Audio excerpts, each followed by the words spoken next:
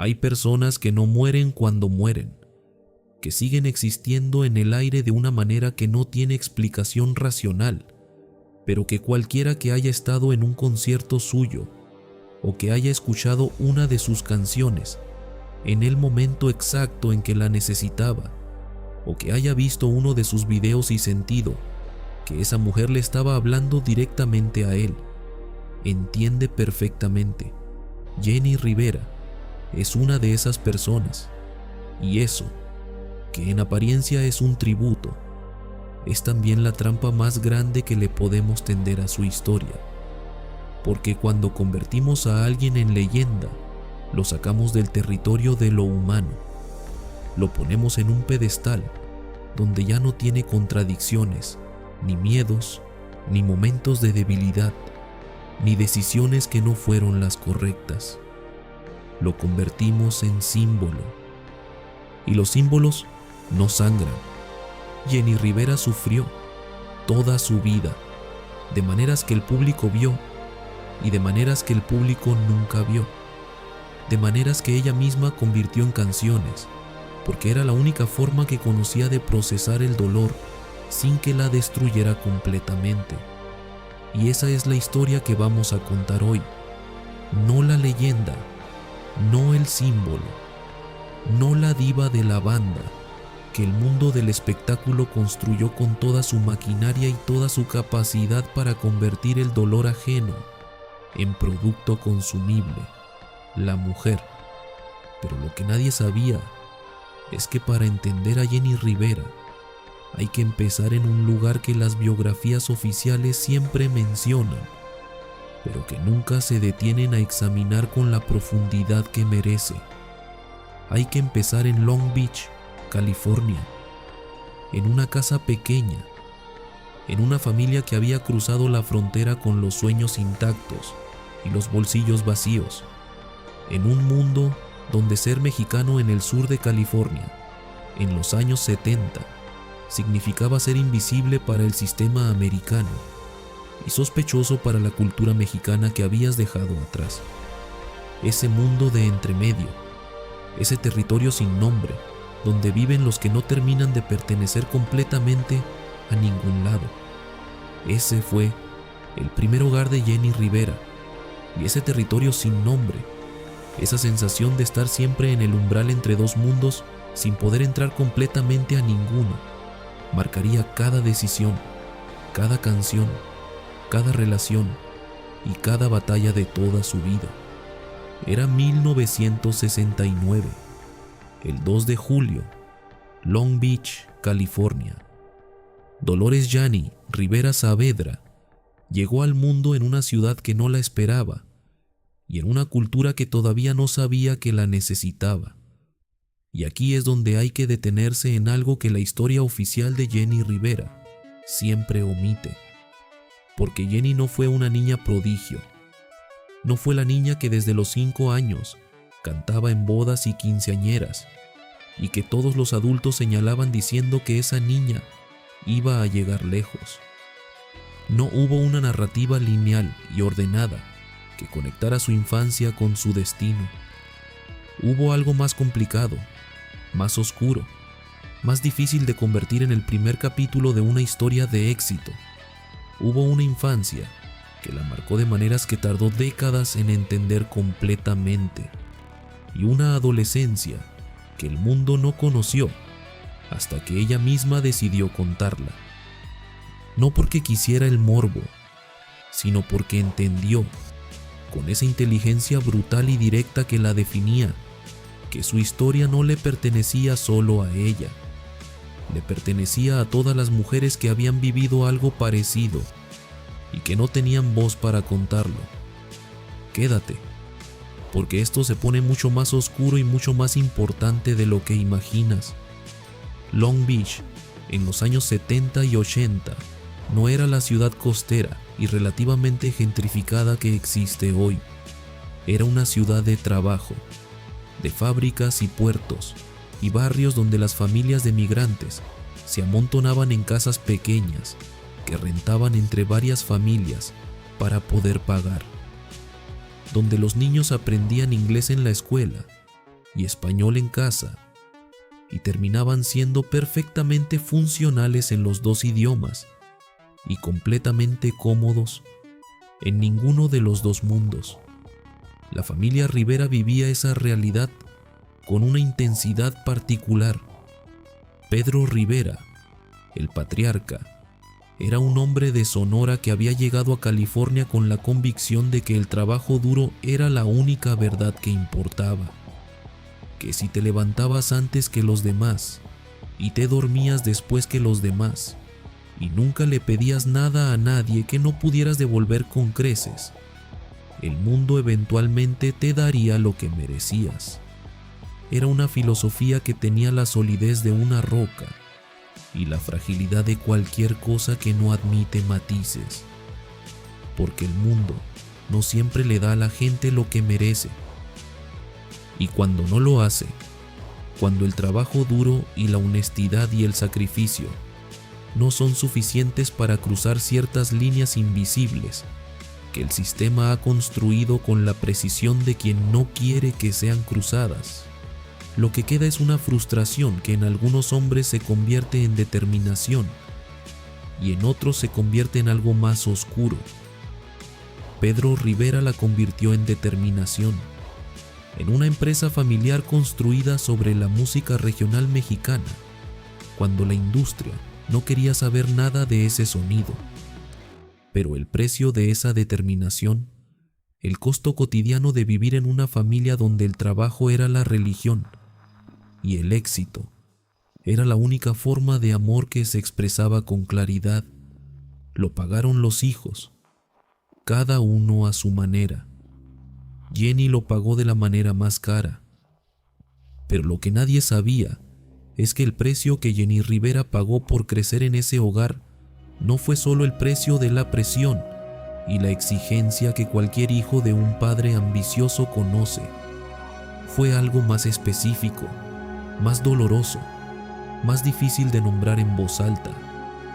Jenny Rivera reveló en su autobiografía, publicada póstumamente en 2013, que había vivido experiencias traumáticas en su infancia, no por un extraño, no por alguien que el mundo pudiera señalar con la comodidad de la distancia, sino por alguien cercano, alguien dentro del círculo de confianza inmediata que se supone debe ser el lugar más seguro del mundo para un niño. Escribió sobre ello con una honestidad que dejó a la industria del espectáculo sin palabras. No porque el abuso infantil sea un tema que el mundo del espectáculo no haya tocado nunca, sino porque la manera en que Jenny Rivera lo tocó no tenía nada del lenguaje cuidadoso y distanciado que se usa normalmente cuando las figuras públicas revelan traumas. Lo escribió como lo que era, una herida real, con bordes reales, con consecuencias reales que se extendieron a lo largo de décadas y que se manifestaron en sus relaciones, en sus decisiones, en su manera de moverse por el mundo y de relacionarse con los hombres que entraron y salieron de su vida. Y aquí es donde hay que detenerse y hablar de algo que la cultura del espectáculo latinoamericano raramente está dispuesta a examinar con honestidad. Ese tipo de trauma no termina cuando termina. Eso lo saben los psicólogos, lo saben los sobrevivientes, pero el mundo público, el mundo de las entrevistas y los titulares y los programas de televisión, prefiere la narrativa de la superación limpia, la del trauma que se supera, se deja atrás y se convierte en combustible para el éxito. Como si el pasado fuera un cuarto que se puede cerrar con llave y dejar de existir.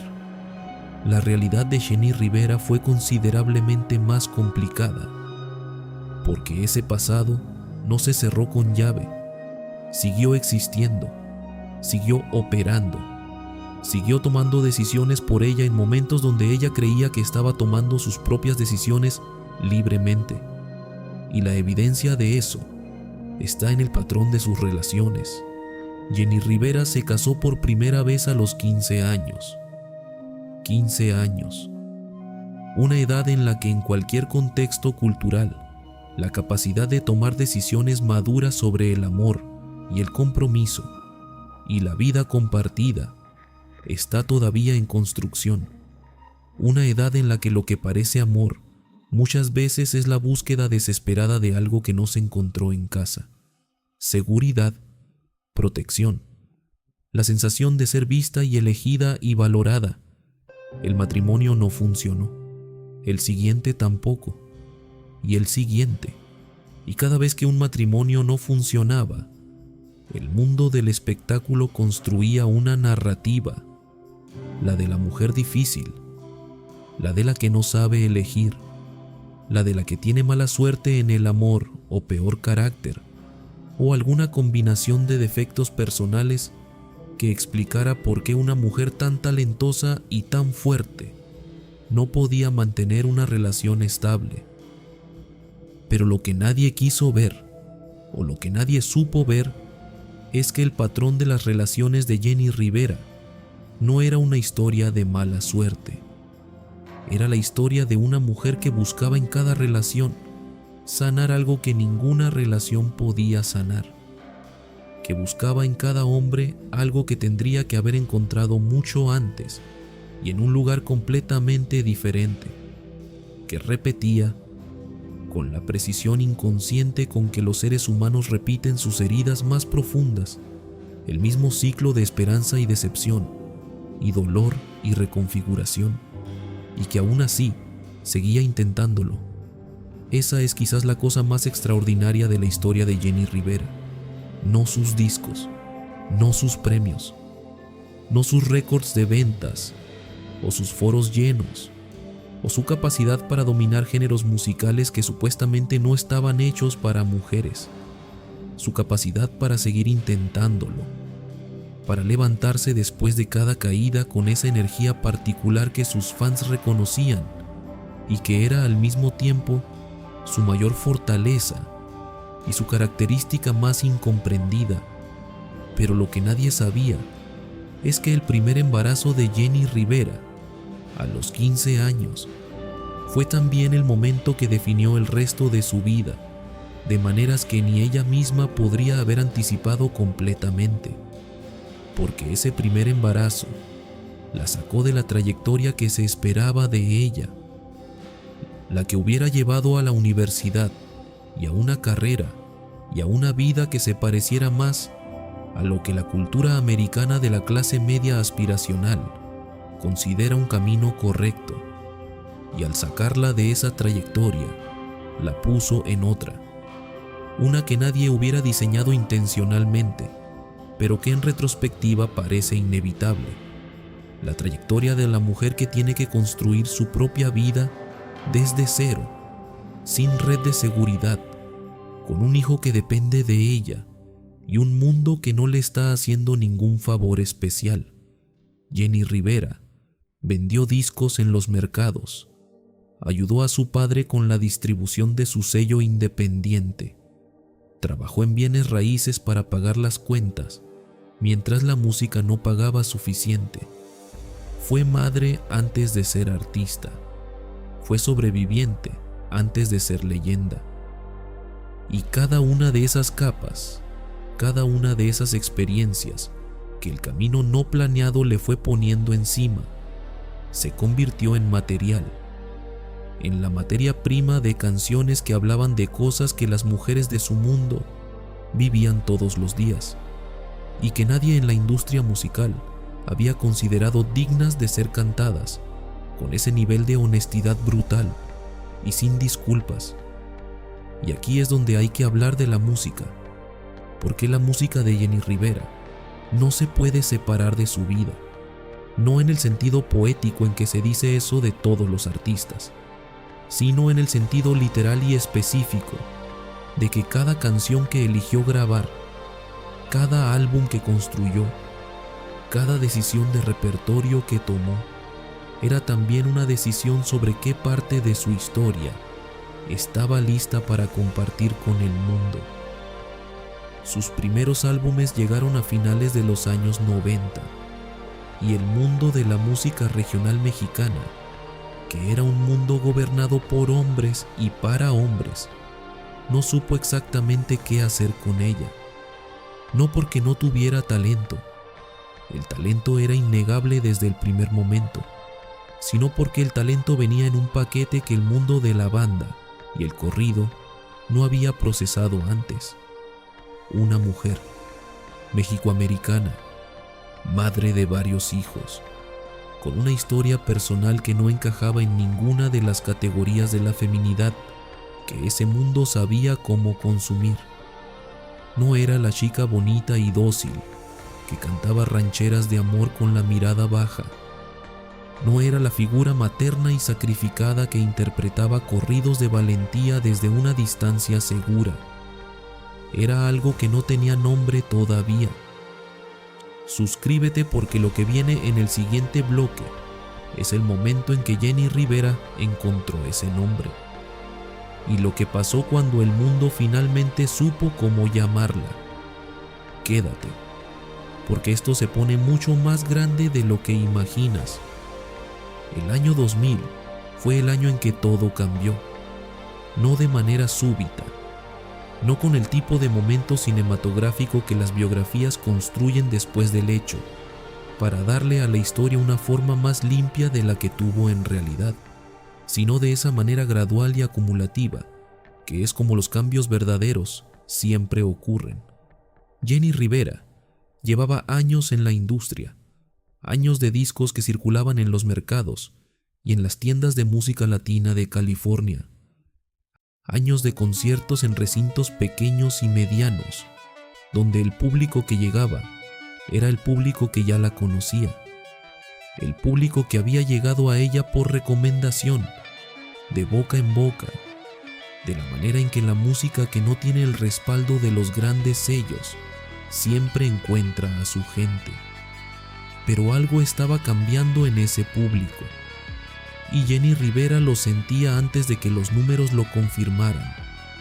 Lo sentía en la manera en que las mujeres del público la miraban durante los conciertos, no con la admiración distante con que se mira a una estrella, sino con algo más cercano e íntimo y perturbador en su intensidad, con reconocimiento, como si lo que ella cantaba no fuera entretenimiento, sino testimonio, como si cada canción fuera la historia de alguien, en ese público que nunca había tenido las palabras para contar lo que le había pasado, y que de repente las tenía porque Jenni Rivera las había puesto en música.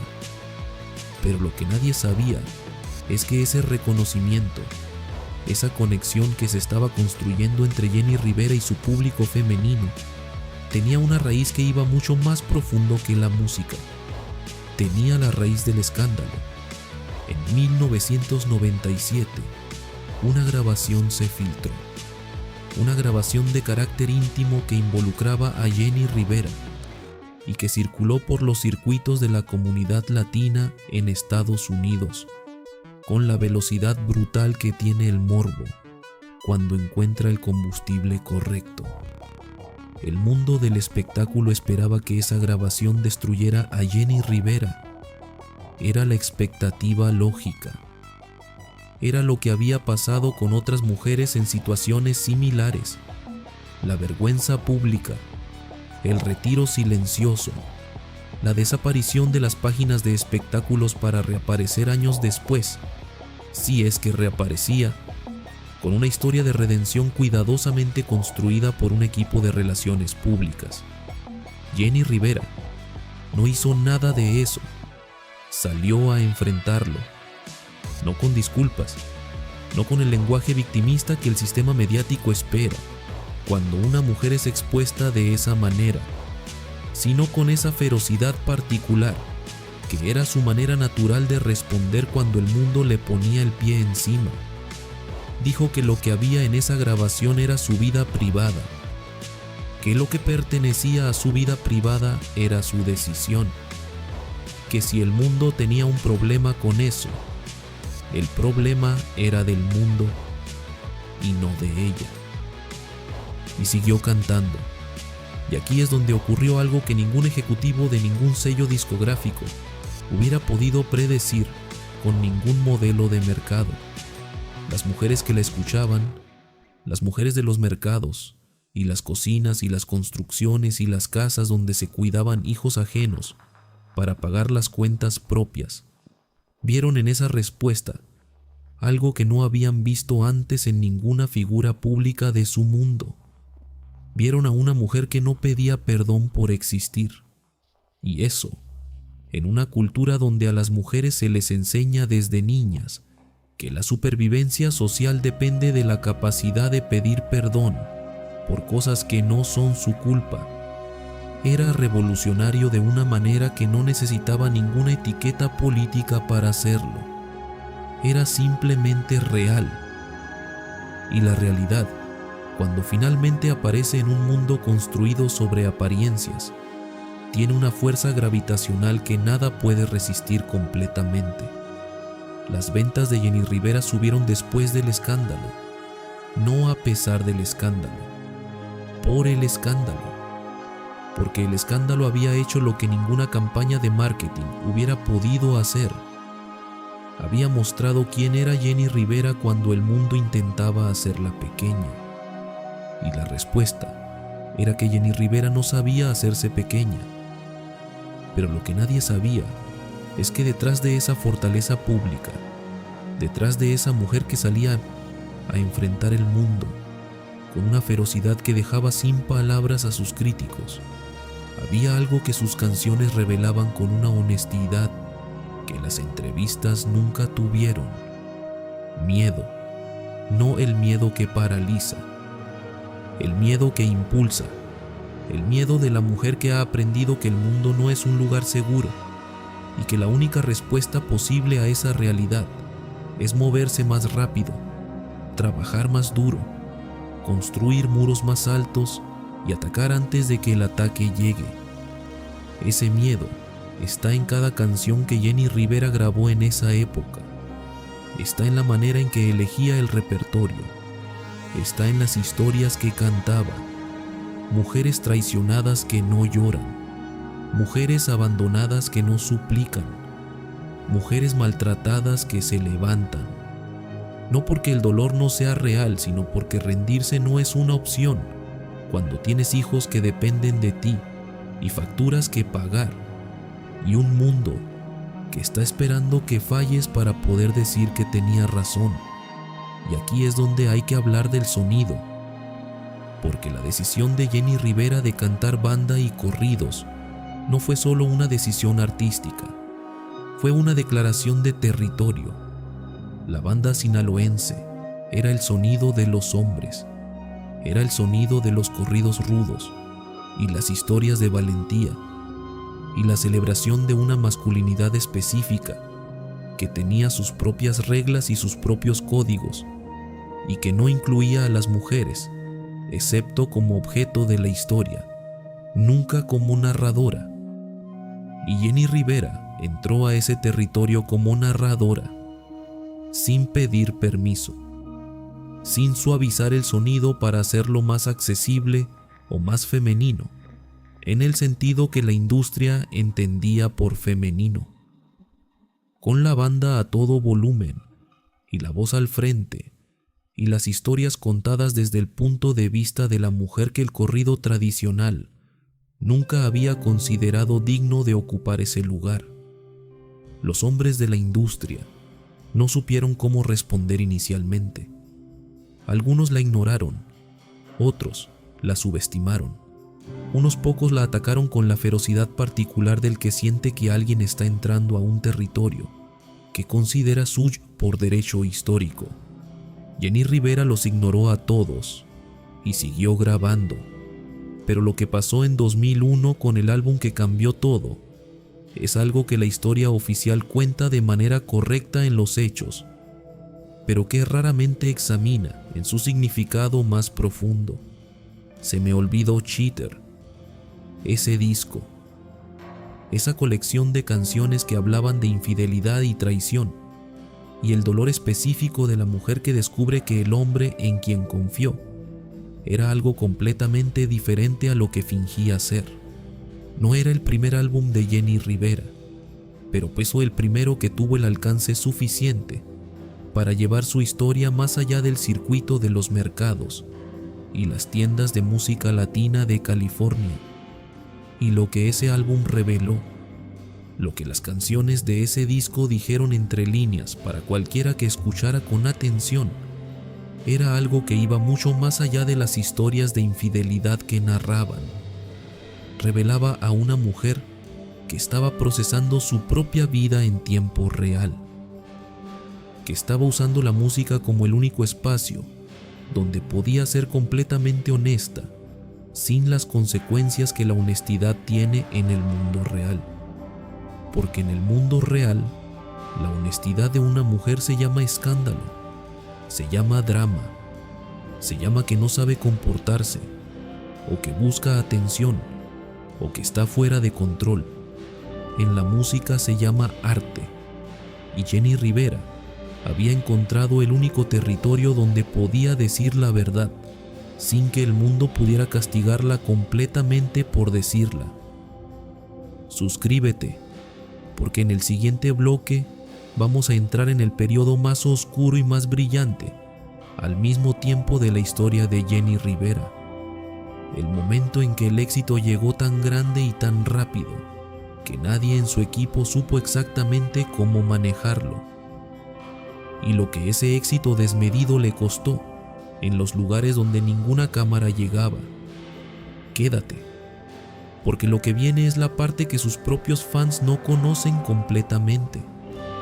El éxito masivo es una droga, no en el sentido metafórico y conveniente que se usa para hablar de la fama en los documentales de Hollywood, sino en el sentido neurológico y específico de que el cerebro humano no está diseñado para procesar la cantidad de estimulación, validación y adrenalina que el éxito masivo produce de manera sostenida. El cerebro tiene mecanismos de adaptación. Cuando algo bueno ocurre repetidamente, el impacto emocional de ese algo bueno se reduce. El foro lleno que la primera vez produce euforia pura, la 10ª vez produce satisfacción, la 100ª vez produce algo que se parece peligrosamente a la obligación. Y entonces necesitas más, un foro más grande, un premio más importante, un titular más impactante, una validación más masiva, porque el nivel anterior ya no produce lo mismo que producía antes, y el vacío que queda cuando la adrenalina baja es más profundo y más oscuro cada vez. Jenni Rivera entró en ese ciclo en algún momento de la primera mitad de la década del 2000, y lo que la hace diferente a la mayoría de los artistas que entran en ese ciclo es que ella lo sabía con esa inteligencia brutal y directa que la definía. Podía articularlo, podía describir el mecanismo con una precisión que dejaba a sus entrevistadores sin palabras, porque no esperaban que una cantante de banda sinaloense hablara de su propia psicología, con el vocabulario y la lucidez de alguien que había pasado años examinándose. Pero saberlo no la protegió de vivirlo, porque saber que estás en una trampa y poder salir de esa trampa son dos cosas completamente diferentes.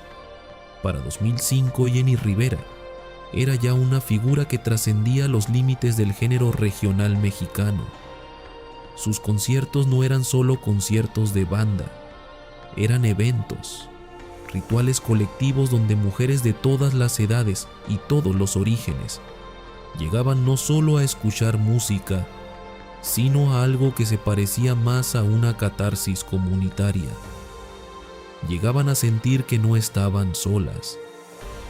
Y Jenni Rivera, en cada concierto, les confirmaba eso, con una presencia escénica que tenía poco que ver con la perfección técnica y todo que ver con la verdad emocional. Podía estar en el escenario 3 horas sin que el público quisiera que terminara. No porque cada momento fuera espectacular en el sentido de producción y efectos especiales, sino porque cada momento se sentía real. Se sentía como estar en la presencia de alguien que no te estaba mintiendo. Pero lo que nadie sabía es que el costo de esa autenticidad permanente, de ese nivel de exposición emocional sostenida durante años, era algo que Jenny Rivera pagaba en un lugar que ninguna cámara alcanzaba. Lo pagaba en su cuerpo.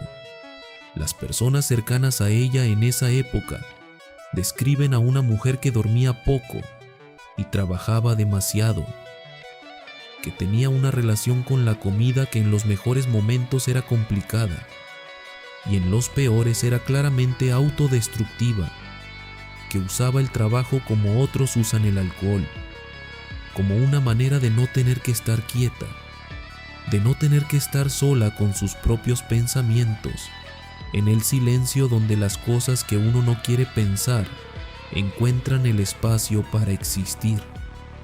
El calendario de Jenny Rivera en esos años era algo que sus propios managers describían como humanamente imposible. Grabaciones, giras, entrevistas, apariciones televisivas, compromisos familiares, responsabilidades como madre, como hija, como hermana, como figura pública, sin pausas, sin el tipo de espacio vacío que los seres humanos necesitan para procesar lo que están viviendo, para integrar las experiencias, para ser algo más que la versión en movimiento perpetuo de sí mismos. Y aquí es donde hay que hablar de sus matrimonios con la honestidad que la situación merece, porque la vida amorosa de Jenny Rivera fue el tema que la prensa del espectáculo convirtió en su narrativa favorita, el ángulo desde el que construyeron la mayoría de sus titulares durante 2 décadas. Y al hacerlo, al reducir la complejidad de sus relaciones a la historia de la mujer que no podía mantener un matrimonio, cometieron el error más común y más dañino que existe cuando se habla de mujeres públicas. La simplificaron. La realidad de las relaciones de Jenny Rivera era considerablemente más compleja que la narrativa de la mala suerte amorosa. Su primer matrimonio, a los 15 años, con José Trinidad Marín, produjo 3 hijos, Chiquis, Jackie y Nicole, y terminó de la manera más devastadora posible, cuando Jenny Rivera descubrió que su esposo había cometido actos gravísimos contra su hija mayor, Chiquis, y contra su hermana menor, Rosie. Ese hombre fue a la cárcel, y Jenny Rivera, que tenía que procesar simultáneamente el horror de lo que le había ocurrido a su hija, la culpa de no haberlo visto antes, la rabia de haber confiado en alguien que resultó ser un monstruo, y el terror de cómo eso afectaría a sus hijos de maneras que se extenderían por décadas. Tuvo que hacer todo eso en público, porque Jenny Rivera nunca tuvo el lujo de procesar sus traumas en privado. Y aquí es donde hay que ser completamente honestos sobre algo que la cultura del espectáculo latinoamericano raramente está dispuesta a examinar. Jenny Rivera era una sobreviviente de un trauma profundo, que estaba criando una hija que también cargaba una herida profunda. Y ese ciclo, ese patrón que los psicólogos conocen bien y que tiene nombre y que tiene explicaciones que no tienen nada que ver con la debilidad o la estupidez de las personas que quedan atrapadas en él, operó en la familia Rivera de maneras que ninguna entrevista de televisión capturó completamente. Porque capturarlo completamente hubiera requerido tiempo y profundidad, y la disposición de sentarse con la incomodidad de una historia que no tiene villanos simples, ni héroes perfectos, ni finales que se puedan resumir en un titular. Y el mundo del espectáculo no tiene tiempo para eso. Tiene tiempo para el escándalo, para el drama, para el antes y el después, para la caída y la redención, no para la verdad que existe en el espacio entre todas esas cosas. Pero lo que nadie sabía es que en medio de todo ese dolor, en medio de esa vida que acumulaba heridas con una velocidad que hubiera aplastado a cualquier ser humano menos obstinado, Jenny Rivera encontró algo. No la paz. No todavía. No de manera sostenida, pero sí algo que se le parecía en ciertos momentos. Lo encontró en el escenario, en la manera en que el público la recibía, en esa corriente eléctrica particular que existe entre un artista verdadero y su público cuando los dos están completamente presentes en el mismo momento. Y lo encontró en sus hijos, en la relación complicada, intensa, llena de amor y culpa y reparación constante que tenía con sus 5 hijos, con Chiquis, que era la mayor y que cargaba su propia historia de dolor, con una dignidad que su madre admiraba y con quien la relación sería siempre la más compleja y la más importante de todas, con Jackie y Michael, y Johnny y Jenica, cada uno con su propia personalidad y sus propias necesidades y su propia manera de procesar el hecho de ser hijo de Jenny Rivera, que era al mismo tiempo un privilegio extraordinario y una carga que ninguno de ellos pidió cargar. Y aquí es donde hay que hablar de algo que define a Jenny Rivera, de una manera que sus canciones capturan mejor que cualquier entrevista: su relación con la maternidad. No la maternidad idealizada que la cultura mexicana construye como el destino supremo y la identidad definitiva de la mujer, sino la maternidad real, la que coexiste con el agotamiento y la culpa, y los momentos donde amas a tus hijos con una intensidad que asusta, y al mismo tiempo desearías tener 5 minutos de silencio absoluto, sin que nadie te necesitara nada. Jenny Rivera habló de eso en entrevistas donde sus palabras incomodaban a los conductores que esperaban la versión romantizada. Dijo que ser madre la había definido, pero también la había limitado, que sus hijos eran su mayor amor y también su mayor fuente de culpa, que había momentos donde sentía que los había fallado de maneras que el dinero y la fama no podían reparar completamente. Esa honestidad, esa disposición a nombrar las contradicciones de la maternidad real, sin el lenguaje embellecido que la cultura espera, fue una de las cosas que más la conectó con su público femenino, porque millones de mujeres vivían exactamente eso, y ninguna otra figura pública de su mundo lo estaba nombrando. Suscríbete, porque en el siguiente bloque vamos a hablar del periodo más contradictorio de la carrera de Jenny Rivera. El momento donde el éxito llegó a su punto más alto y donde las grietas debajo de la superficie se hicieron tan grandes que ya no era posible ignorarlas. Y de la relación que cambió todo, la que sus fans debaten hasta hoy, la que Jenny Rivera nunca terminó de explicar completamente. Quédate, porque lo que viene es la parte más intensa de toda esta historia. Hay un tipo de éxito que protege y hay un tipo de éxito que expone. El éxito que protege es el que llega gradualmente, el que te da tiempo de construir los muros necesarios, de aprender las reglas del juego, de desarrollar los mecanismos de defensa que necesitas para sobrevivir en el nivel donde ese éxito te coloca. Es el éxito que te encuentra preparado, o que al menos te da el tiempo suficiente para prepararte mientras llega. El éxito que expone es el otro, el que llega de golpe, el que de repente te pone bajo una luz tan intensa que todo lo que tenías escondido en las sombras queda visible, no solo para el mundo, sino para ti mismo. Jenny Rivera tuvo el segundo tipo. Para 2006, era ya una figura que no cabía en ninguna de las categorías que la industria había preparado para ella. Era demasiado grande para el circuito regional mexicano y demasiado específica para el mainstream latino en inglés.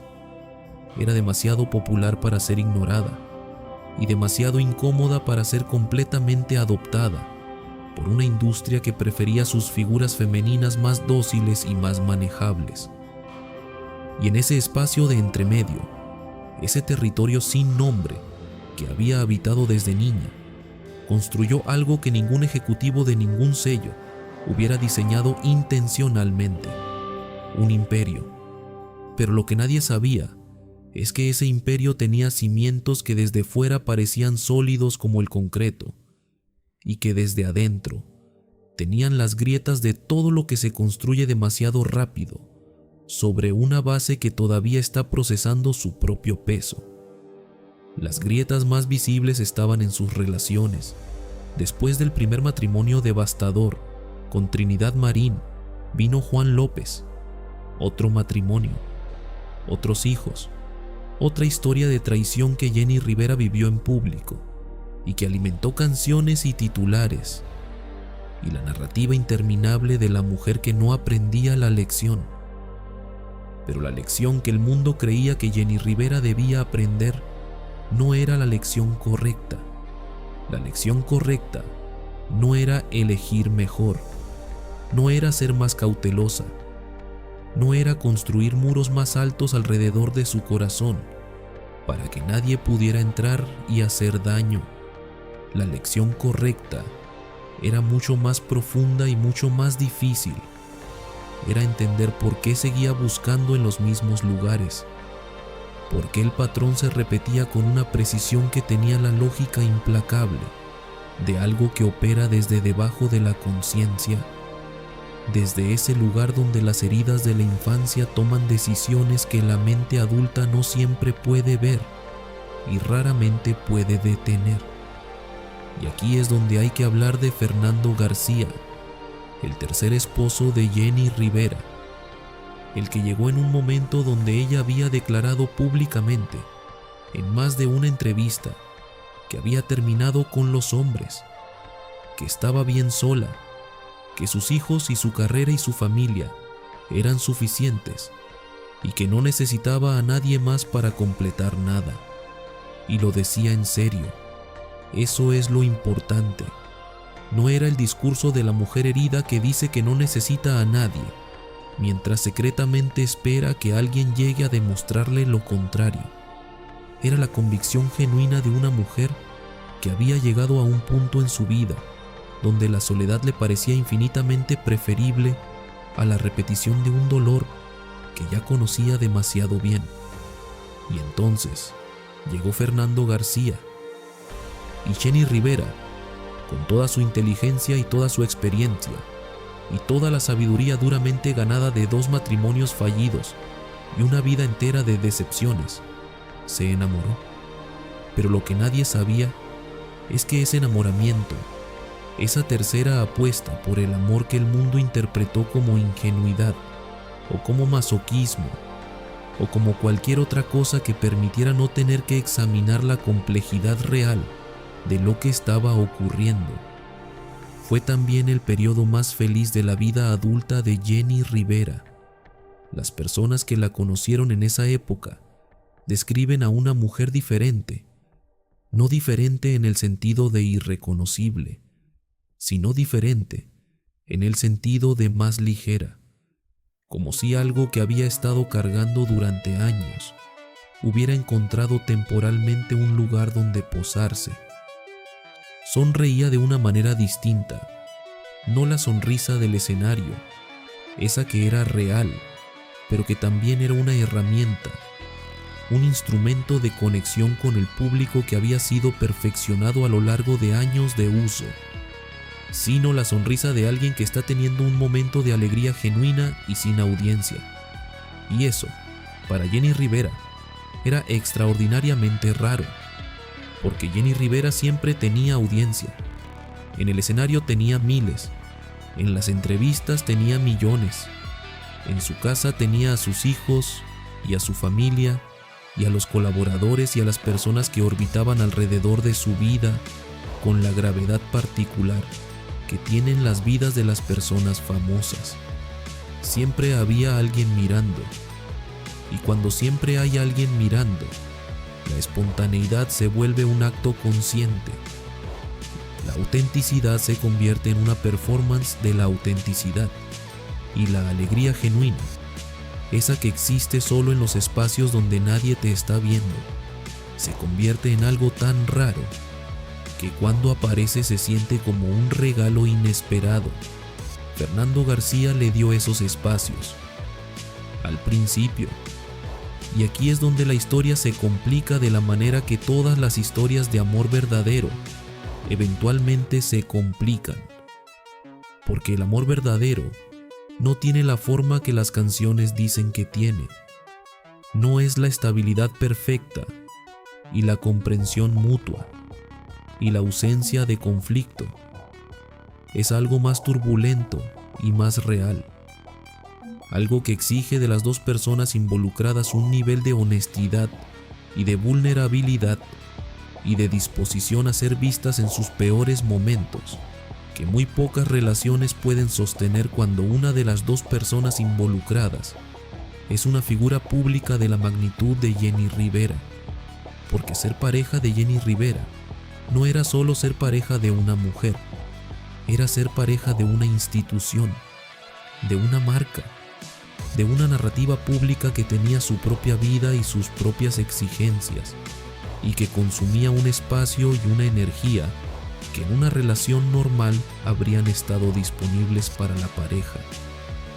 Y Fernando García, que era un hombre con su propia historia y sus propias vulnerabilidades y su propia incapacidad de ser perfecto en los momentos donde Jenni Rivera más necesitaba que fuera perfecto, no pudo con todo eso de manera sostenida.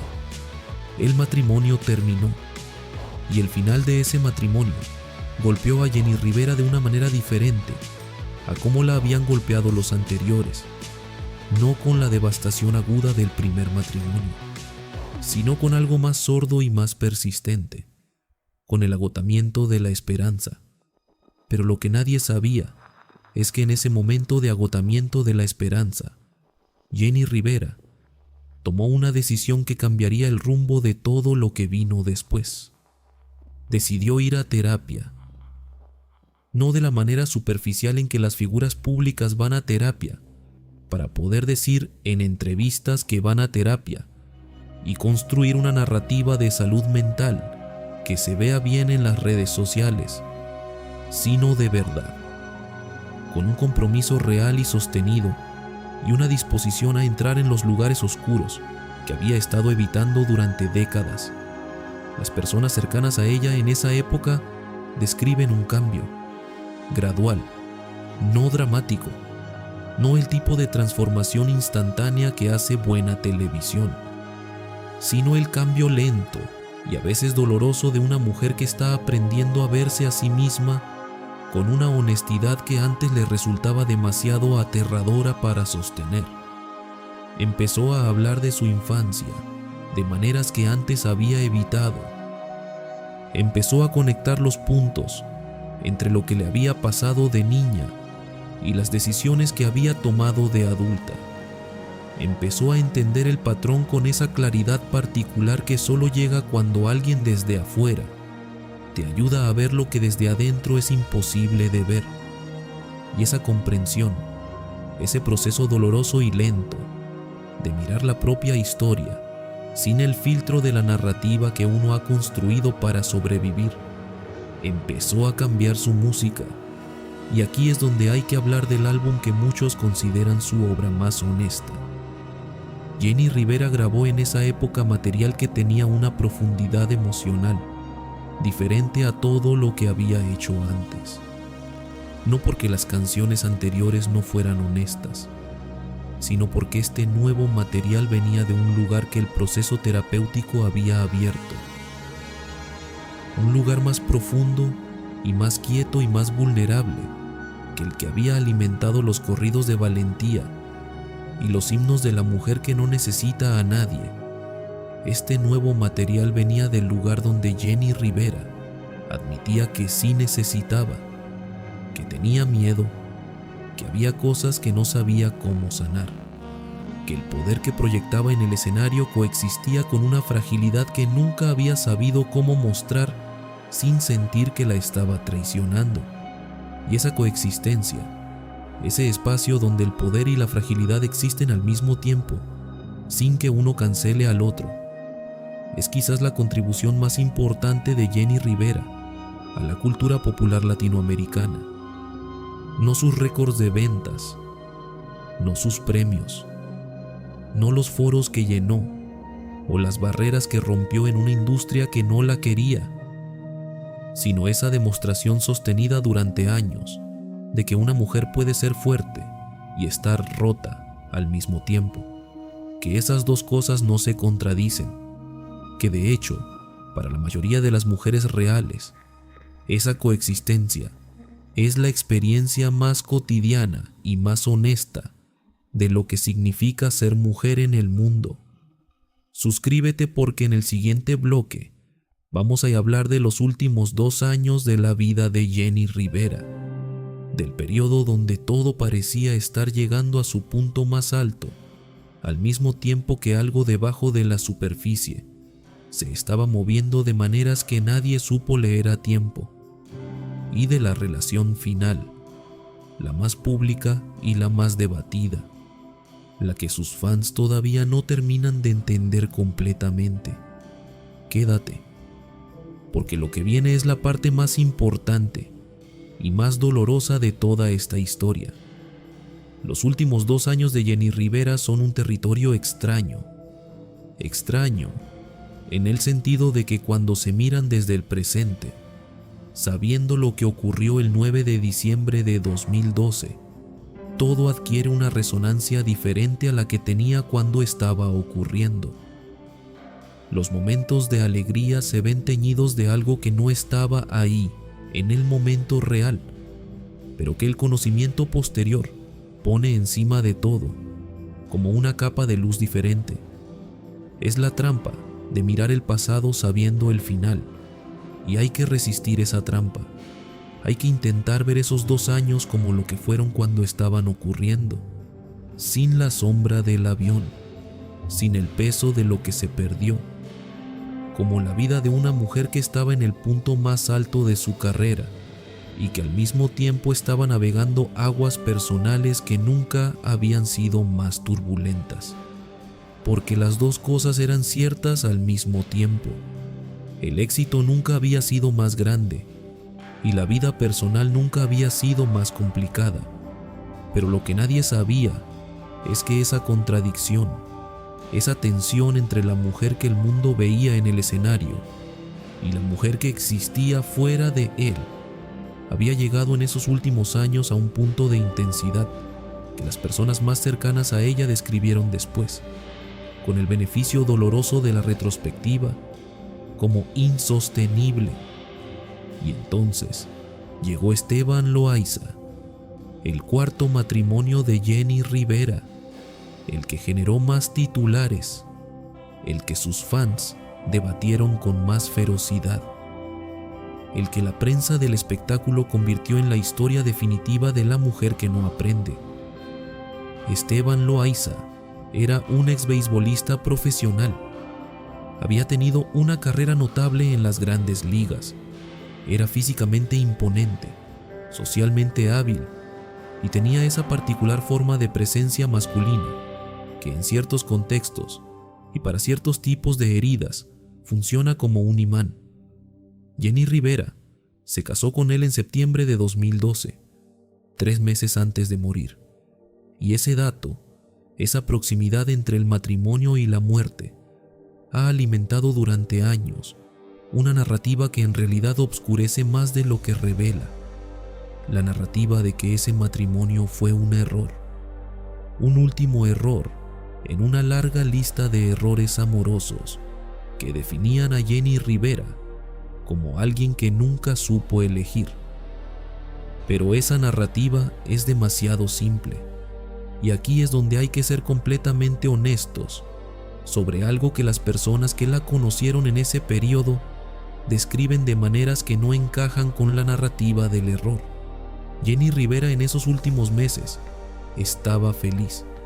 no de la manera complicada y llena de matices con que había sido feliz en otras épocas de su vida, sino de una manera que las personas cercanas a ella describen como diferente, más quieta, más asentada, como si algo que había estado buscando durante décadas hubiera encontrado finalmente un lugar donde posarse.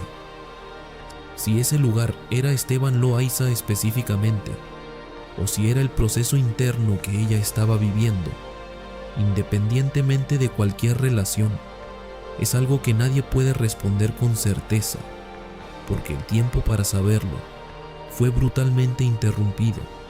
Lo que sí se puede decir es que la Jenny Rivera de esos últimos meses era una mujer que estaba, de maneras muy concretas y muy observables, en proceso de integración, de juntar las piezas, de convertirse en algo más completo que la suma de todas las versiones anteriores de sí misma. Pero lo que nadie sabía es que en medio de esa integración personal, en medio de ese proceso que para cualquier ser humano requiere tiempo y espacio y la posibilidad de equivocarse sin que el mundo entero esté mirando, Jenny Rivera estaba también en el punto más exigente de su carrera profesional. La televisión la había reclamado, no como invitada, como protagonista, como la figura central de proyectos que iban más allá de la música y que la colocaban en un territorio donde las exigencias eran diferentes y más complejas que las del escenario. Tenía compromisos con Telemundo, tenía proyectos en desarrollo que sus colaboradores describen como los más ambiciosos de su carrera, tenía planes que se extendían años hacia adelante, con la confianza de alguien que ha aprendido a construir a largo plazo, y tenía una gira, la gira que la llevó a Monterrey en diciembre de 2012.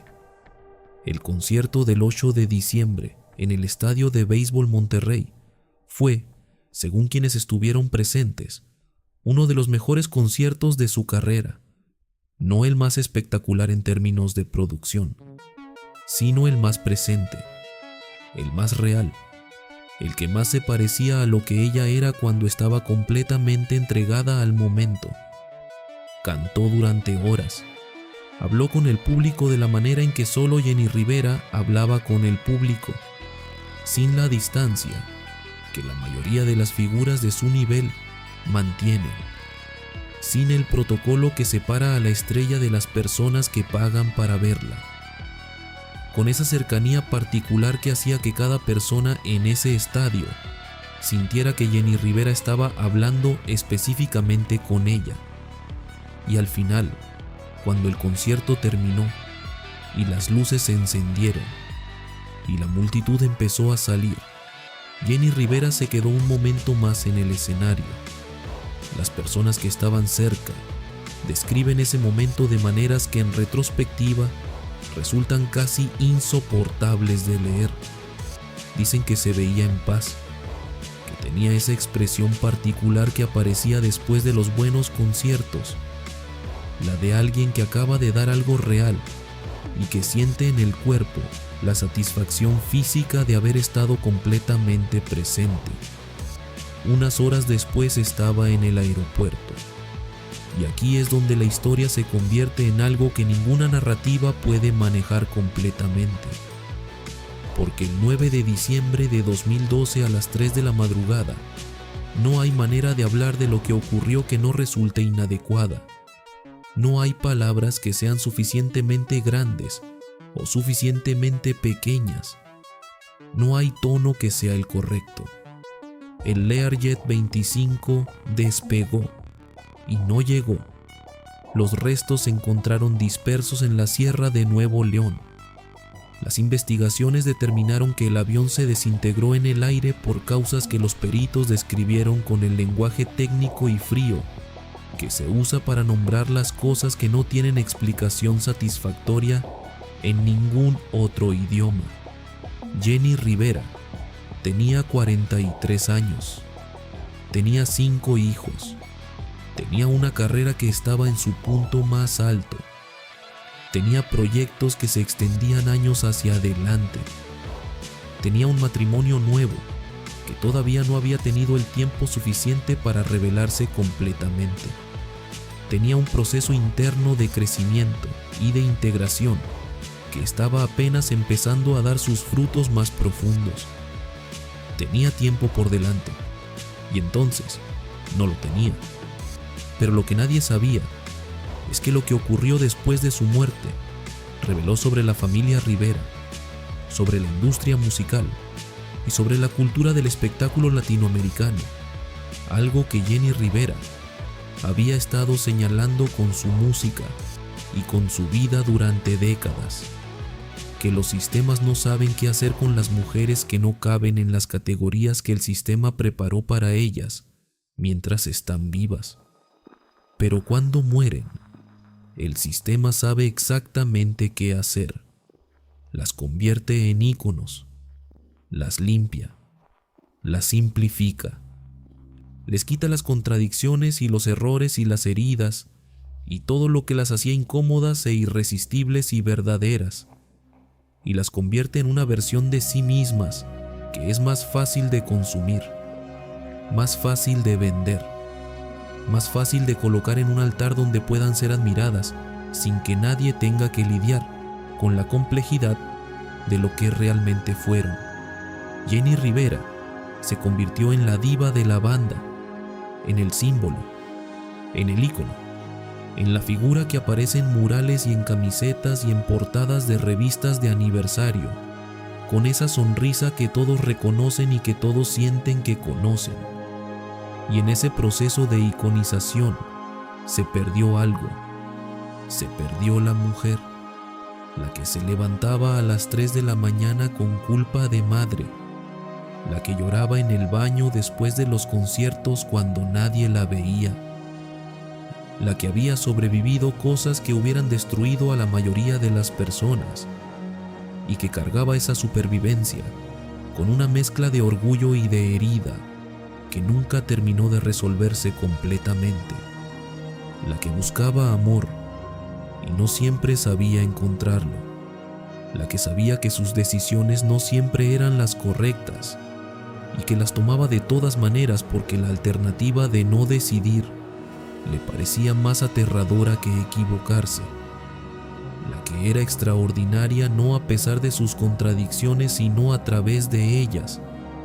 Y aquí es donde hay que hablar de Chiquis, porque la relación entre Jenni Rivera y su hija mayor es quizás la parte de esta historia que más se ha malinterpretado y más se ha usado como material de escándalo, sin que nadie se haya detenido suficientemente a examinar lo que realmente estaba ocurriendo en esa relación.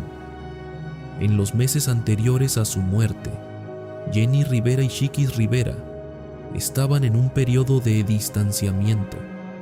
Las razones de ese distanciamiento fueron el tema de especulación más activo de la prensa del espectáculo durante meses, rumores que Chiquis nunca confirmó completamente, versiones que la familia Rivera manejó con la opacidad que siempre ha caracterizado su relación con el mundo exterior, cuando las cosas se ponen demasiado personales.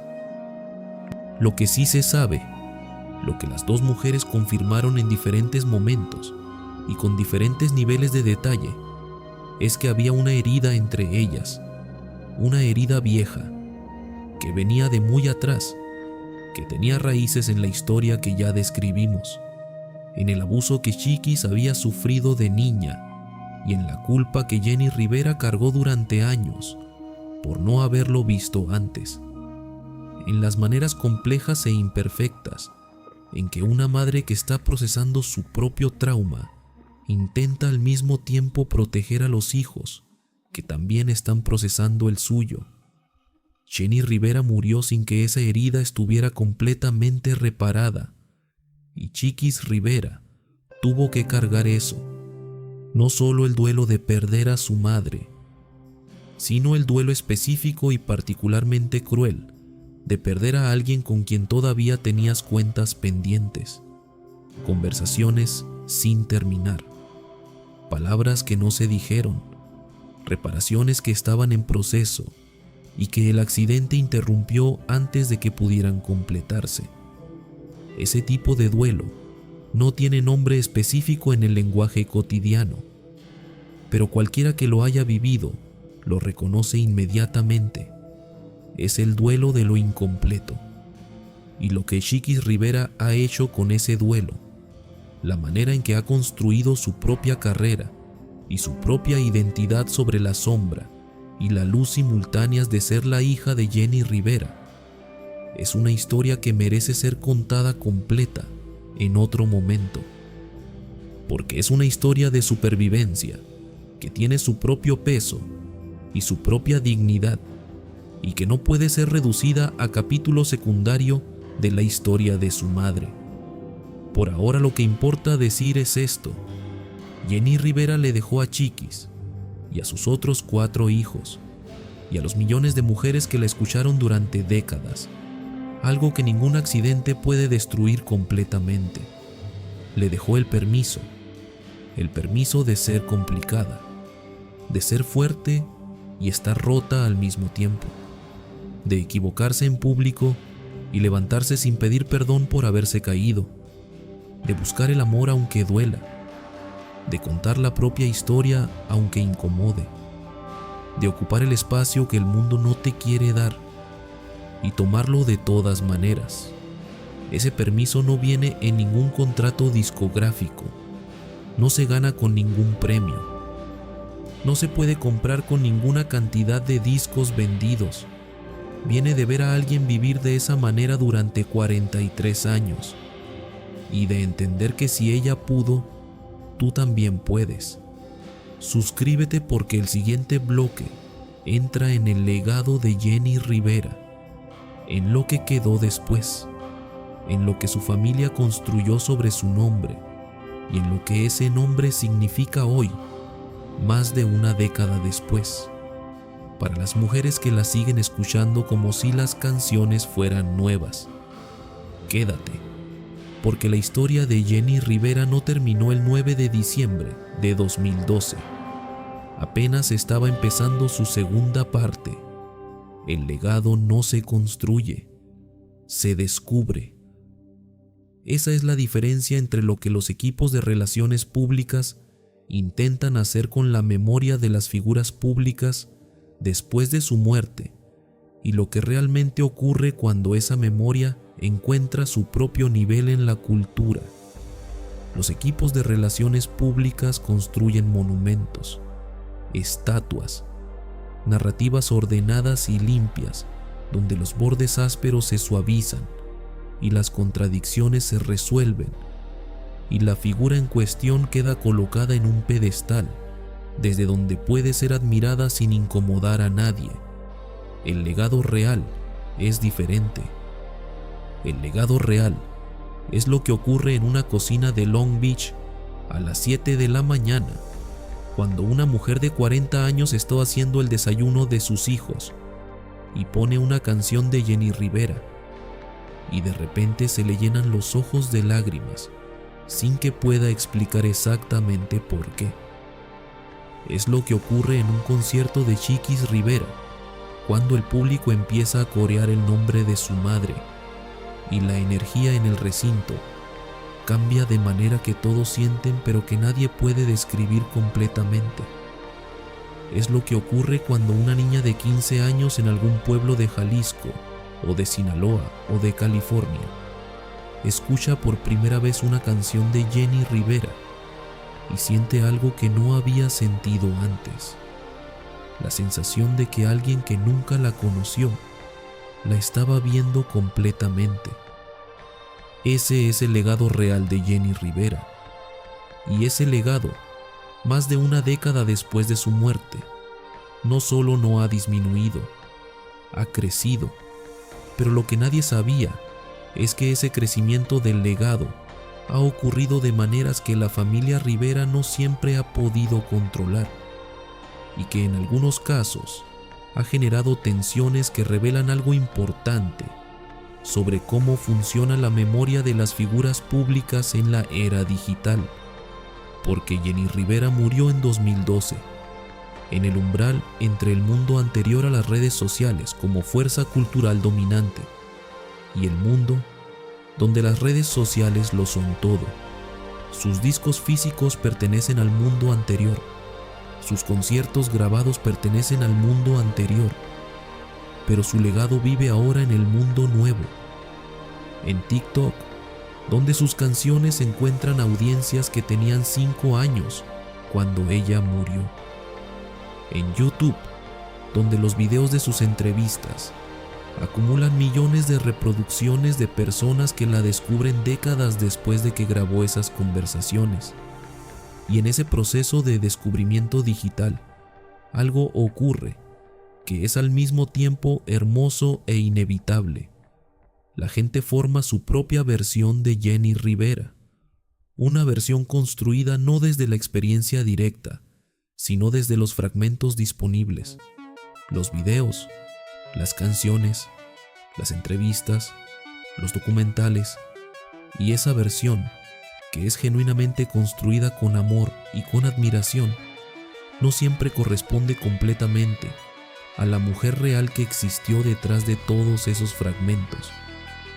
Y aquí es donde hay que hablar de la familia Rivera, porque la familia Rivera, en la década que siguió a la muerte de Jenni, se convirtió en algo que en vida de ella nunca había sido completamente. Se convirtió en una marca, no de manera cínica ni necesariamente calculada, sino de esa manera orgánica e inevitable que ocurre cuando el apellido de una persona fallecida tiene suficiente peso cultural para generar atención por sí solo, cuando cada movimiento de los hijos y los hermanos y el padre y los colaboradores se convierte automáticamente en contenido, porque el mundo que seguía a Jenni Rivera sigue teniendo hambre de cualquier cosa que se conecte con ella. Chiquis Rivera construyó su carrera musical sobre ese apellido y también a pesar de él, las dos cosas al mismo tiempo, con la conciencia permanente de que cualquier cosa que hiciera sería comparada con lo que su madre hubiera hecho, y con la determinación igualmente permanente de ser algo más que una extensión de esa comparación. Lo que Chiquis Rivera ha construido, con todas sus imperfecciones y sus momentos de tropiezo, y su manera particular de navegar la presión imposible de ser hija de quien es, merece respeto. No porque haya igualado a su madre, sino porque ha tenido la valentía de no intentar igualarla, de construir algo propio sobre un suelo que podría haberla aplastado y que en cambio, de alguna manera que no es completamente explicable, la ha sostenido. Pero lo que nadie sabía es que la gestión del legado de Jenni Rivera ha tenido también momentos de tensión que la familia prefiere no discutir públicamente y que sin embargo revelan algo fundamental sobre lo que ocurre cuando el amor y el negocio ocupan el mismo espacio, porque el legado de Jenni Rivera es al mismo tiempo un legado emocional y un negocio. Los derechos de su música, los contratos con los sellos, los proyectos televisivos basados en su historia, los documentales, las series, las biografías autorizadas y no autorizadas, todo eso genera dinero.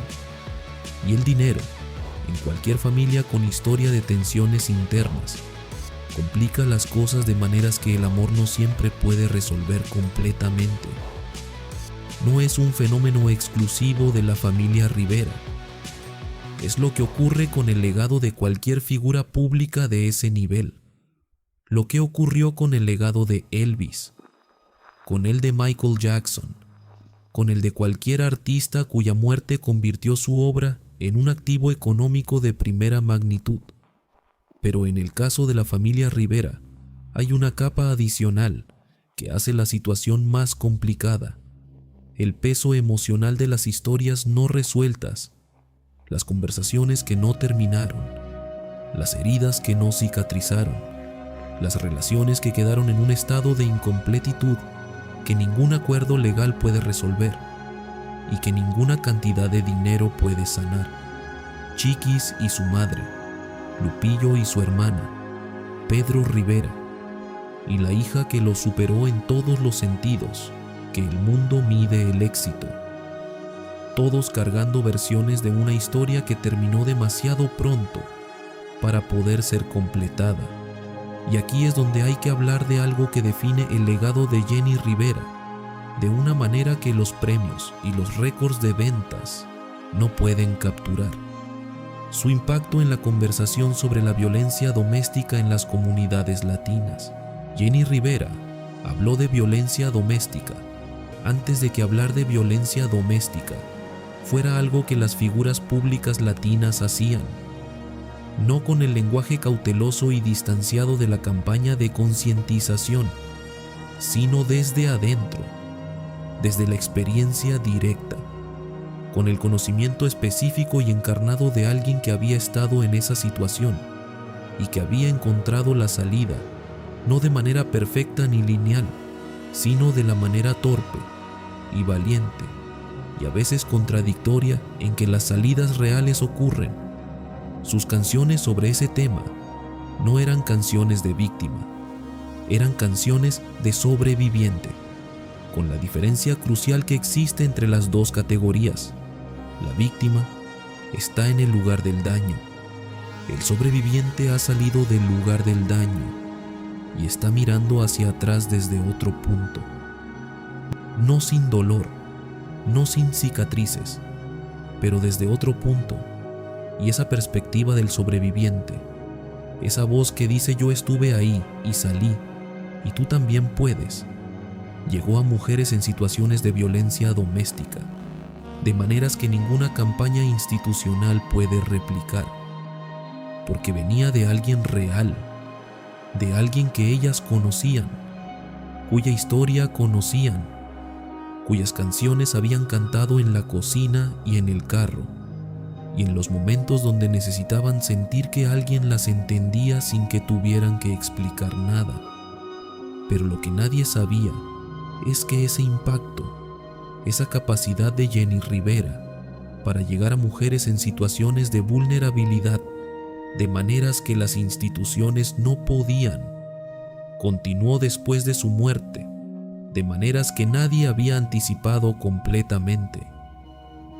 Las organizaciones que trabajan con víctimas de violencia doméstica en comunidades latinas reportaron durante años algo que los trabajadores sociales describían con la misma sorpresa cada vez.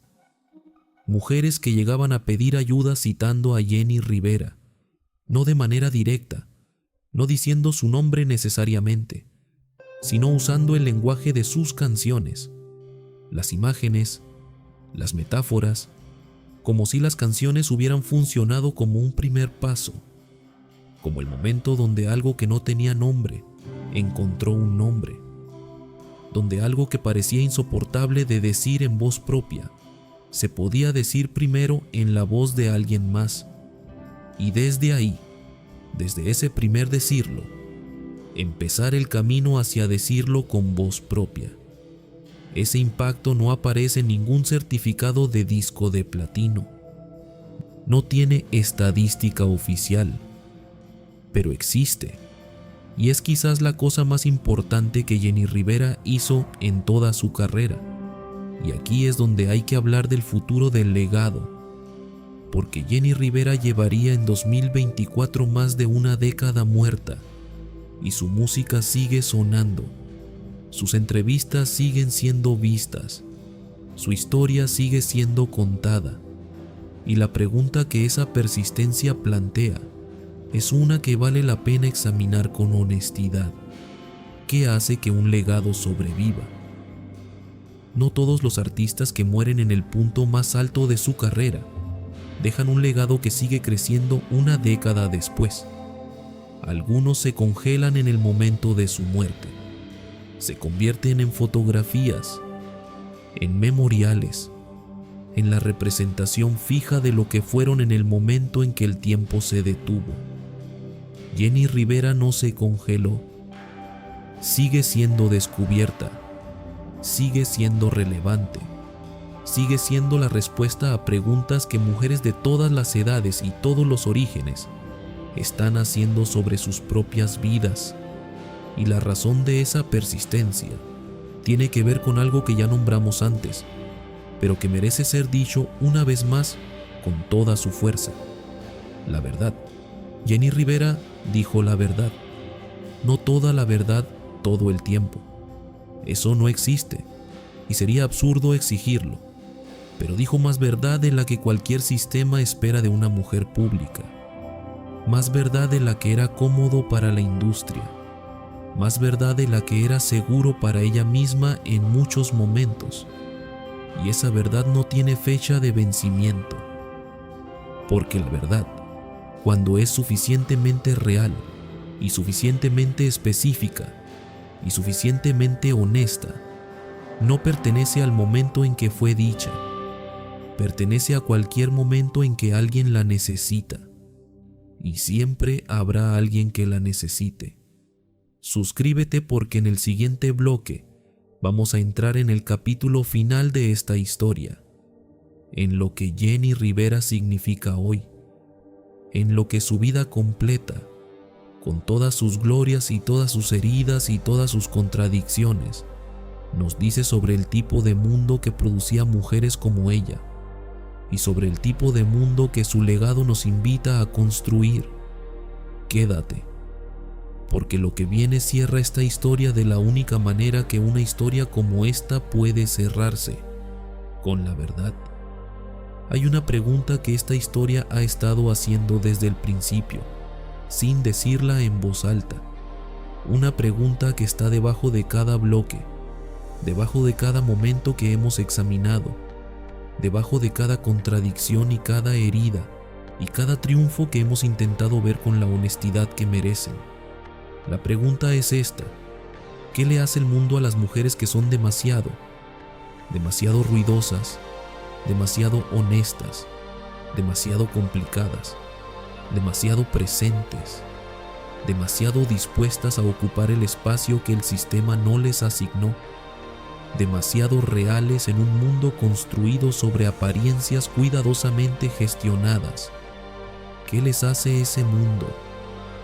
La historia de Jenny Rivera es la respuesta más completa y más honesta que existe a esa pregunta en el contexto de la cultura latinoamericana de las últimas décadas. Lo que el mundo le hace a esas mujeres es exactamente lo que el mundo le hizo a Jenny Rivera. Las consume, las admira y las consume, y las juzga y las consume, y las ataca y las consume, y las convierte en símbolo, y las consume, y cuando ya no pueden dar más de lo que el sistema necesita de ellas, construye un altar con lo que queda y las consume desde ahí también. Esa es la respuesta, y Jenny Rivera lo sabía, pero lo que nadie sabía es que saberlo no la hizo rendirse, la hizo más feroz, porque Jenny Rivera entendió algo que muy pocas personas entienden cuando el sistema las está consumiendo. Entendió que la única respuesta posible no era escapar del sistema. Eso no era una opción real para una mujer de su origen y su contexto y su momento histórico. La única respuesta posible era usarlo, usar la atención del sistema para decir lo que el sistema no quería que se dijera, usar los escenarios que el sistema le ofrecía para contar las historias que el sistema prefería que no se contaran, usar la fama que el sistema le dio para llegar a las mujeres que el sistema ignoraba. Y lo hizo. Durante 2 décadas lo hizo con una consistencia y una valentía que solo se aprecian completamente cuando se ve la historia entera, cuando se ven todos los momentos juntos, todos los escándalos y todos los triunfos y todas las caídas y todas las levantadas. Y aquí es donde hay que hablar de lo que Jenny Rivera representa hoy para las mujeres jóvenes que la descubren en las plataformas digitales sin haber vivido el contexto original de su historia. Porque hay algo fascinante en la manera en que las generaciones más jóvenes se relacionan con Jenni Rivera. No la conocen como la conocieron quienes la vivieron en tiempo real. No tienen la memoria de los conciertos. No tienen la memoria de los escándalos cuando ocurrieron. No tienen la memoria de lo que significó en su momento que una mujer cantara esas canciones con esa voz en ese género en esa época. La conocen a través de fragmentos, un video de una entrevista en TikTok, donde dice algo que les parece increíblemente actual. Una canción que alguien usó en un video y que de repente tiene 3 millones de reproducciones en una plataforma que no existía cuando fue grabada. Un documental que las lleva de la mano a través de una historia que no conocían. Y lo que esas generaciones más jóvenes encuentran en esos fragmentos es algo que no esperaban encontrar en una cantante de banda sinaloense de los años 90 y 2000. Se encuentran a sí mismas. Y aquí es donde la historia de Jenni Rivera deja de ser la historia de una mujer específica y se convierte en algo que trasciende cualquier categoría. Porque el hecho de que una mujer joven de 20 años, en 2024, pueda escuchar una canción grabada en 2003 y sentir que esa canción está describiendo exactamente lo que está viviendo ella en este momento, no es solo un tributo al talento de Jenni Rivera, es una declaración sobre el mundo, sobre el hecho de que las experiencias que Jenni Rivera cantó, la traición y el abandono, y la violencia, y la búsqueda de amor, y la maternidad complicada, y la supervivencia con dignidad, no son experiencias de una época específica, son experiencias de ser mujer, en cualquier época, en cualquier contexto, con diferentes detalles superficiales pero con la misma estructura profunda. Y eso es lo que hace que su música no envejezca de la manera en que envejece la música que habla de momentos específicos o de tendencias culturales específicas. Su música habla de algo que no cambia. Pero lo que nadie sabía es que la permanencia de su legado también revela algo incómodo sobre el mundo en que vivimos. Revela que las condiciones que produjeron las historias que Jenni Rivera cantó no han cambiado tanto como nos gustaría creer, que las mujeres de 2024 siguen necesitando las mismas canciones que necesitaban las mujeres de 2003, que el dolor que esas canciones nombran sigue siendo tan relevante y tan presente y tan necesitado de nombre como lo era cuando fue grabado.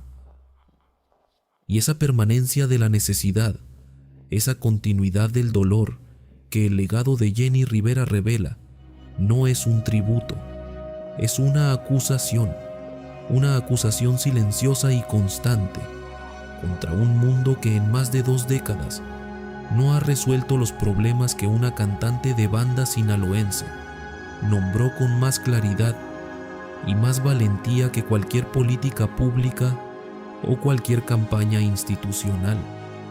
Y aquí es donde hay que ser completamente honestos sobre algo que la narrativa de la leyenda siempre tiene la tentación de evitar. Jenni Rivera no salvó a nadie, no en el sentido literal e individual de sacar a una mujer específica de una situación de peligro en un momento específico. Eso no es lo que hace la música. Eso no es lo que puede hacer ningún artista, por más poderoso que sea su impacto cultural. Lo que Jenni Rivera hizo fue algo diferente y en ciertos sentidos más importante. Nombró experiencias que no tenían nombre en el espacio público.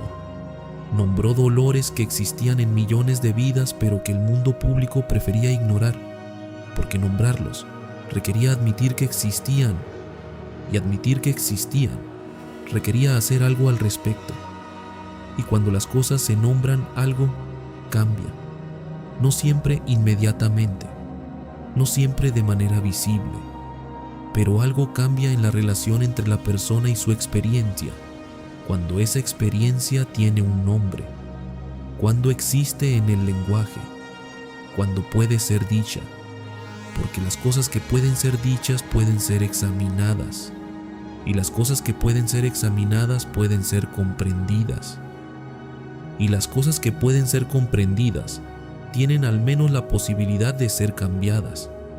Jenny Rivera les dio a millones de mujeres el primer paso de ese proceso, el nombre, y eso, en el balance final de una vida de 43 años, que el mundo intentó reducir a sus escándalos y sus matrimonios fallidos y sus decisiones cuestionables, es lo más grande que cualquier ser humano puede hacer por otro: darle las palabras, darle el lenguaje para nombrar lo que está viviendo, darle la voz cuando la propia no alcanza. Jenny Rivera hizo eso. Lo hizo en español y en el lenguaje específico de la banda sinaloense y de los corridos y de la cultura mexicoamericana de California.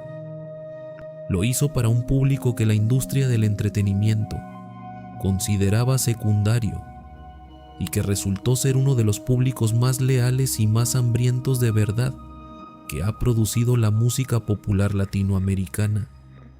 Lo hizo sin permiso, sin que nadie se lo pidiera, sin que el sistema le abriera las puertas, sin que la industria le tendiera la mano, o que los críticos la validaran, o que los premios llegaran antes de que su trabajo lo mereciera de manera tan obvia que negarlos hubiera sido absurdo.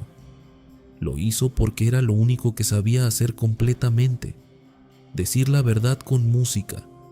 Y ahora hay que decir algo sobre la mujer, no sobre la leyenda, no sobre el símbolo, no sobre la diva de la banda que el mundo construyó después de que el avión cayó. Sobre Dolores Yaney Rivera Saavedra, la niña de Long Beach que creció entre dos mundos sin pertenecer completamente a ninguno, la adolescente que fue madre antes de tiempo y que construyó una vida sobre ese punto de partida imperfecto, con una obstinación que el mundo llamó fuerza y que en realidad era también desesperación.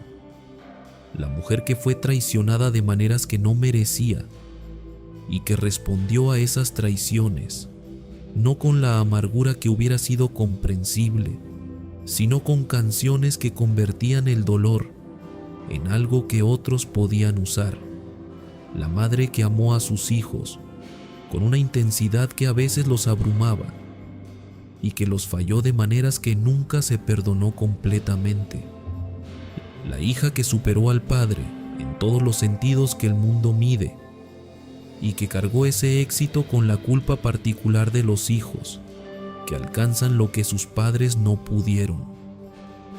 La mujer que buscó el amor en todos los lugares equivocados, porque los lugares correctos no estaban disponibles para alguien con su historia y su herida y su manera particular de necesitar. La sobreviviente que sobrevivió todo, menos lo que no se puede sobrevivir. Esa mujer existió. Durante 43 años existió de manera completa y complicada, y extraordinaria y muy humana, y merece ser recordada así, no como el símbolo, no como la leyenda, no como el ícono que el mercado necesita que sea para seguir vendiendo sus canciones y sus imágenes y su historia, como la mujer. Y si hay algo que esta historia quiere dejar, una sola cosa que se quede después de que el video termine y la pantalla se apague, es esto: la próxima vez que escuches una canción de Jenny Rivera, no la escuches como el tributo a una leyenda, escúchala como lo que es, la voz de una mujer real, diciéndote algo verdadero sobre la vida real. Y si en algún momento de esa canción sientes que te está hablando directamente a ti, que esas palabras que ella grabó hace 20 años describen algo que estás viviendo tú en este momento, no lo desestimes como coincidencia. Es exactamente lo que ella pretendía: que llegaras tú, que te sintieras vista, que supieras que no estabas sola, Eso fue Jenny Rivera. Eso sigue siendo. Y mientras haya alguien que necesite sentirse visto y no encuentre las palabras para nombrarlo, sus canciones van a estar ahí, haciendo lo único que ella supo hacer desde el principio, diciéndole la verdad. Si esta historia te movió algo, si en algún momento de estos minutos sentiste que estabas conociendo a alguien de verdad y no solo escuchando la historia de una celebridad, eso es exactamente la señal correcta. Suscríbete porque cada semana traemos historias que intentan ver a las personas públicas como lo que son debajo de todo lo demás. Activa la campana, dale like si llegaste hasta aquí y comparte este video con alguien que ame a Jenny Rivera, porque hay partes de su historia que merecen ser conocidas completas, porque Jenny Rivera se pasó la vida diciéndonos la verdad. Lo menos que podemos hacer es contarla completa. Hasta la próxima.